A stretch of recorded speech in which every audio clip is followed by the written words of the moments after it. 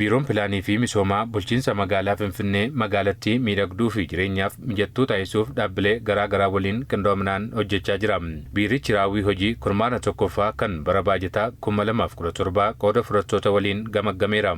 Kurmaana tokkoffaa keessaa akka biirichaatti hojiilee qindoominaan hojjetamaniin bu'aawwan jajjabeessoon kan argaman yoo ta'u, dhaabbilee tokko biratti dhimmoonni ragaa barbaadamu yeroo fi qulqullinaan erguu wantoota sirreeffamuu qaban akka ta'e gamaggamameera.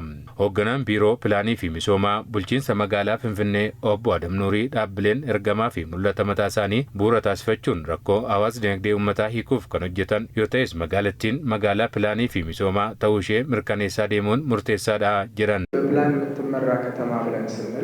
Magaalaa pilaaniin hoogganamtu yeroo jennu pilaanii irra lafaa, pilaanii hawaas dinagdeen akkasumas gama biroon magaalaa pilaanii misoomaan hoogganamtu uumuu jechuudha. Hojii hojjennu keessatti magaalaa pilaanii misoomaan hoogganamtu ta'uu ishee mirkaneessaa deemuu qabna. Magaalaa keenya keessatti qindoomnee wanti nu fiduu deemnu maal kan jedhu of gaafachuun barbaachisaadha. Maaltu hojiitti hiikamee maaltu hafe kan jedhu of gaafachuun kan waloo taasifachuu qabna. Waan hunduu yeroo qaba waan ta'eef wantoonni karoorfanne lafarratti qabatamaan waa akkamii fidaa jiru kan jedhu ilaaluun murteessaa ta'us obbo Adam kaasaniiru. ያስቀመጥናቸው በማህበራዊ ልማት ዘርፍ፣ በኢኮኖሚ ልማት ዘርፍ፣ በአካባቢ ጥበቃ gama hawaasummaan diinagdeen gama eegumsa naannoon galmoonni kaa'aman sirritti deemaa jiru kan jedhu gamaggamamuu qaba.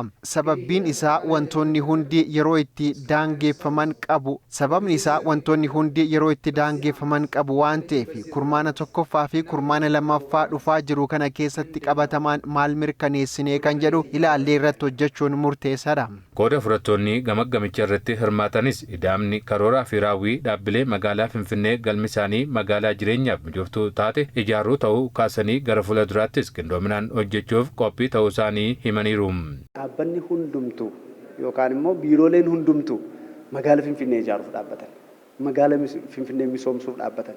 Jarreen kun hundi isaanii walitti dhufanii qindoominaan jechuun salphaatti qaawwi isa tokkootiin cufamee salphaatti galma gahuutiif yookaan immoo wanni Finfinneen barbaaddu kun yookaan magaalli Finfinnee akkuma magaalaa Finfinnee kana yookaan guddachuu akka isheen dandeessutti misoomuu akka isheen dandeessutti sana galmaan gahuutiif baay'ee murteessaadha. አጠቃላይ በቅንጅት ስራችን waliigala hojiileen hojjennee fi jalqabbiin jiran gaariidha. Kanaa ol karaa itti odeeffannoo wal jijjiirru uumuu yoo dandeenye hojii guddaa hojjechuu ni danda'ama. Bu'uuraalee misoomaa qindeessuunii fi magaalattii Smart City haalli itti taasisuu dandeenyu ni uumama.